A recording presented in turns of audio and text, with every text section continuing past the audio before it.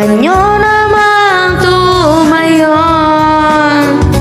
at baka matanaw, at baka matanaw ninyo ang tunay na kalagayan ko.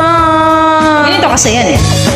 Tao po, nandyan po ba kayo sa loob ng malaking bahay at malawak na bakuran? Mataas na pader, pinapaligiran at nakapilang mga mamahaling sasakyan. Mga patay na laging bulong ng bulong, wala namang kasal pero marami ang nakabaro. Lumakas man ang ulan ay walang butas ang bubong. Mga platot kutsara na hindi kilala ang tutong at ang kanin na siputi na gatas na nasa kahon. At kahit na hindi pasko sa lamesa ay may hamon. Ang sarap sigurong manirahan sa bahay na ganyan. Sabi pa nila ay dito mo rin matatagpuan ang tao na nagmamay-ari ng isang upuan na pag may pagkakataong pinag-aagawan, kaya naman hindi niya